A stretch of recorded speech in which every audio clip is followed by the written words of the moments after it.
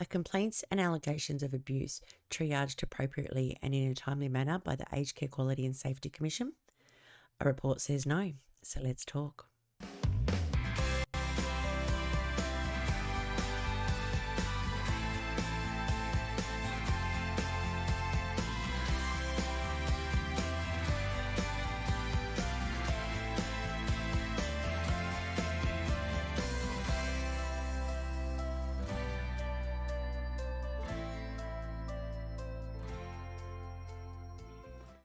Welcome to H.U.G.E Today. I'm Kelly Oliver. And today we're going to talk about whether allegations and complaints are handled in a timely manner and appropriately. So the article that I read this morning actually really irked me, and it's a thorn in my side when Aged Care Quality and Safety Commission are not following through on allegations of abuse or serious incident response scheme that they've put in place when they're not following through on that either. So I'll go to the article that I read this morning, and it was in the Australian.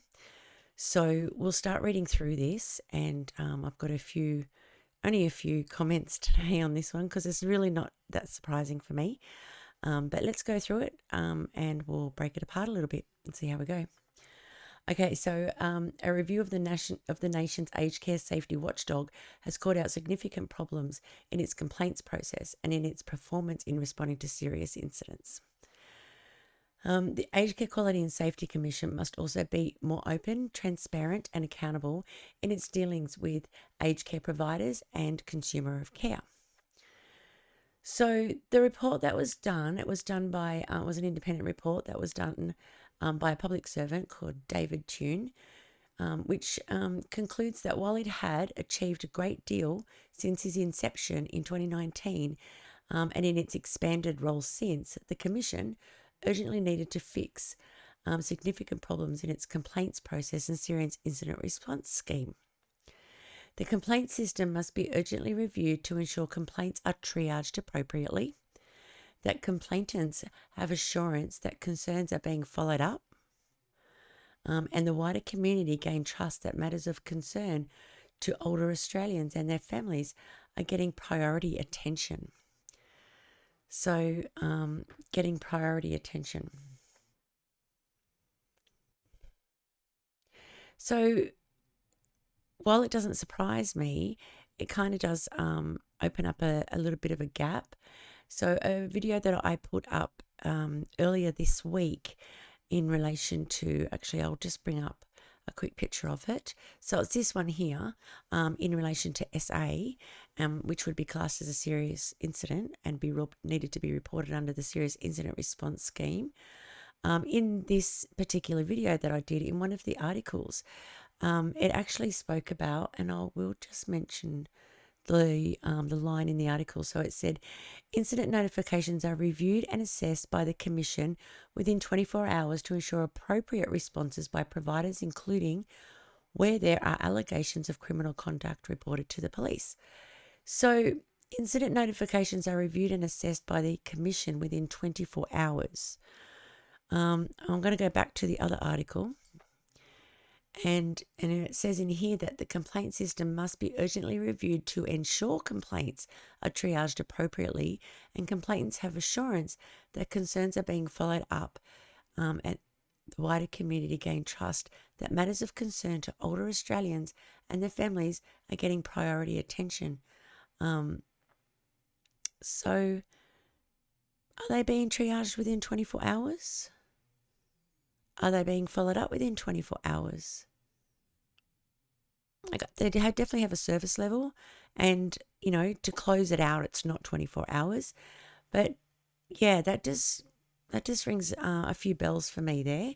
I'll put the other video, this one here, I'll put this down below and I'll timestamp it so you can see where that's written in the article and compare that to what we're talking about today.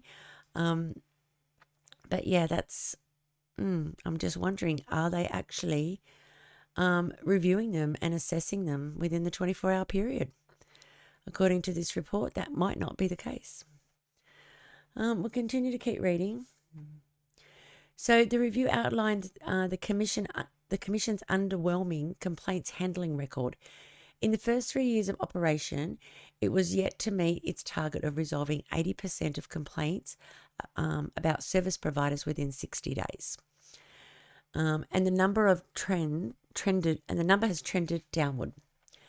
Of complaints resolved in each year, the percentage resolved within 60 days has decreased from 75% in 2019 and 2020 to 67.6% in 2020 to 2021, and then 67.3% in 21-22. So they talk about this is attributed to an increase in complaints and the complexity of complaints arising in COVID-19. So yes, I do believe that there is an increase in complaints, and especially since the serious incident response scheme was implemented. But I think we use COVID-19 as an excuse too much. I do believe there would have been a lot more complaints during that period, yes, especially with families not being able to see their loved ones and facilities being locked down. That was a pretty hard time. I was a facility manager in aged care at that time, and it was a tough time. And so, yes, there were more complaints than previous prior to COVID-19. But I think we do tend to use COVID-19 as an excuse too often. We'll keep going down through this report. Okay, so the Commission has faced significant issues attracting and retaining staff in an environment of staff and skills shortages across the aged care sector and more broadly. So I guess in the Aged Care Quality and Safety Commission, they believe they're short-staffed like in aged care facilities. That's what it's sounding like. Currently has staff vacancy rate of 20%, which results in capability and capacity deficits. In particular, quality assessor staff are difficult to attract and retain. Quite interesting, that bit for me, because in another video that I did a little while ago, what we don't know, I had a look at a facility and I went through the reaccreditation and had a look at all of the different visits that should have occurred to a facility that didn't occur to a facility. And it wasn't due to short staff. It was due to COVID, and they had it down as extenuating circumstances, so they couldn't attend site because of COVID. So what happened to all of those people, all of those assessors that go in and do reaccreditations, that do unannounced visits, that do desktop audits? Could they not have moved them over to the complaint system? That's just, I don't know. Anyway, we'll continue on. So Mr. Tune's report acknowledges the Commission has achieved a great deal. I'm not really saying that, including in its implementation of new functions. And again, I'm not really understanding what that is. Anyway, Miss Wells, Annika Wells, said, but there remain gaps to overcome to ensure that the Commission can successfully undertake its important role of ensuring the safety and well-being of older Australians. Well, the Serious Incident Response Scheme hasn't been around forever. It only came out, I think, in 2021. But still, that's 2 years ago. So, and we're still seeing, incidents occurring and older Australians not feeling safe.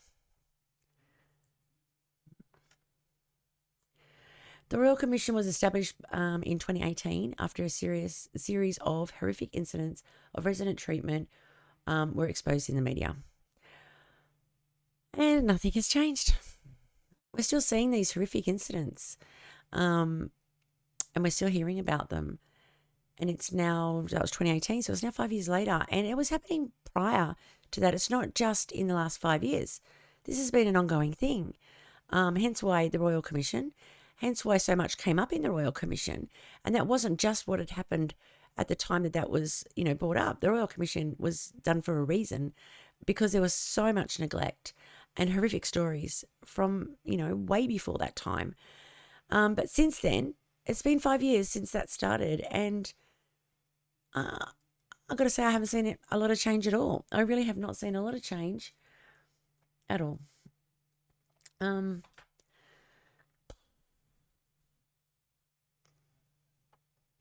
I haven't. I just haven't seen a lot of change at all. So the review noted that more than 51,000 notifications were received under the Commission's Serious Incident Response Scheme between the commencement in April 2021 and July 2022. Now, 51,000. Massive. That's a massive amount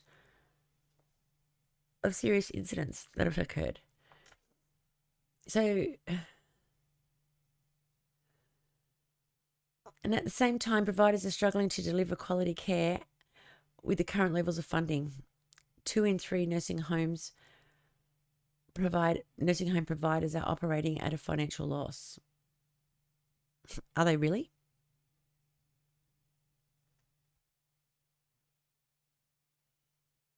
Where's this transparency and where the funding actually goes?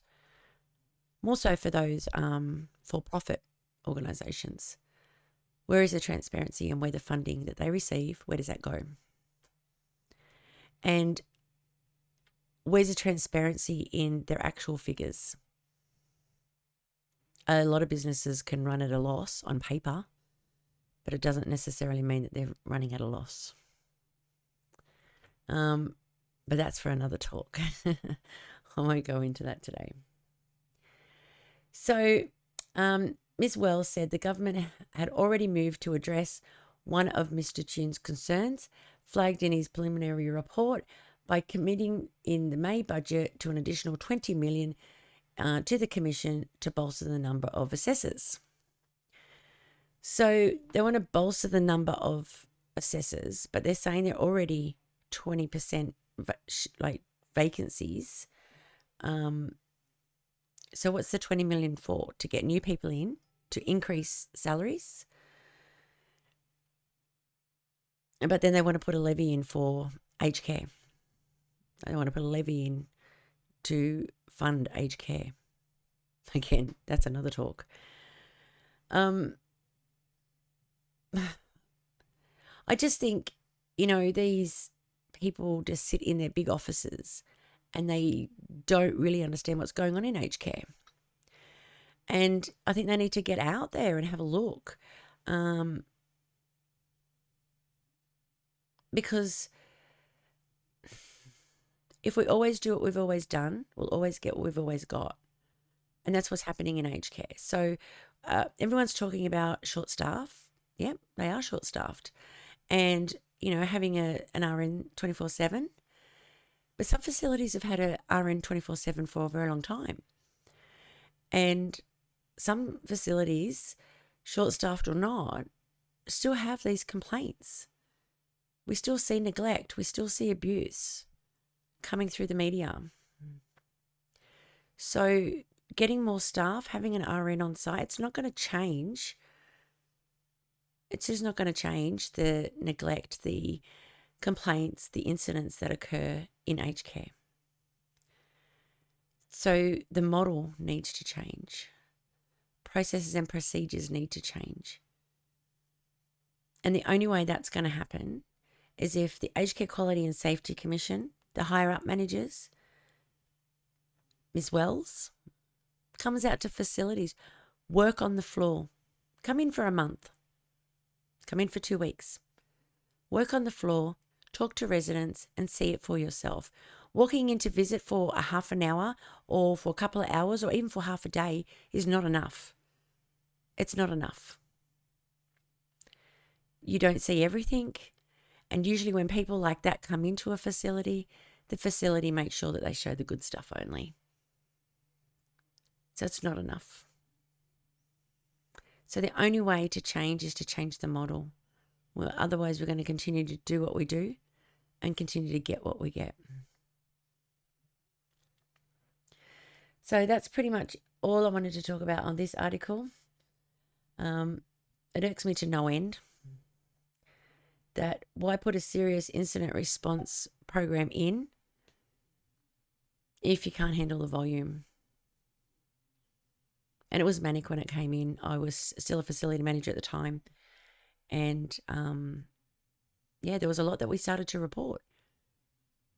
They should have done their homework before putting it in for us to report if they couldn't handle it, because it hasn't changed anything. And it's not going to change anything if it continues on the same way that it is. Okay. So I'm going to leave it there. Our main aim is to talk as a community and voice concerns, raise challenges about the current position and practices, as our loved ones deserve to be safe, feel safe, respected, and cared for. So thanks for watching. We really appreciate it. And feel free to comment below. And we will really appreciate your participation in that. If there's anything that we can do to help you, assist you, answer any questions in relation to Aged Care Quality and Safety Commission, or what have you, reach out to us anytime. Alrighty. Okay, thank you. I'll see you later.